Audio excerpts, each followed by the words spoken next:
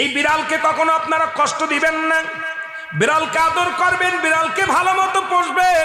বিড়াল যদি কোনো জাতির জন্য দোয়া করে, কোনো গৃহস্থর জন্য দোয়া করে, ওই সংসারের মধ্যে উন্নতি শুরু হয়ে যায়। ওই সংসারের মধ্যে আর এক নাম্বার হলো, যে ঘরে বিড়াল থাকে সেই ঘরে জিন আসতে পারে না, জিন বাস করতে পারে না। আর একটা ঘোষণা শুনেন, নবীজি বলে গেছেন, যে ঘরের মধ্যে বিড়াল ছানা বাস করে ওই ঘরের মধ্যে জিন জাতি প্রবেশ করতে পারে না। তাহলে ছোট ছোট মাসুম বাচ্চাগুলো যে ঘরের মধ্যে থাকে, মুসলমান অনেক সময় জিনের আশ্রয় পড়ে যায়, অনেক সময় জিনে আসর করে, ওই ঘরের মধ্যে জিনে আসর করে। যে ঘরের মধ্যে বিড়ালকে আদর করে বিড়াল থাকে, ওই ঘরের মধ্যে বিলাই বিড়াল বিড়াল বিলাই বিলাই, এইটা যার ঘরের মধ্যে আছে এই ঘরের মধ্যে দুষ্ট জিনেরা আসতে পারে না। জোরে জোরে চিল্লায়া বলা যাবে না মারহাবা।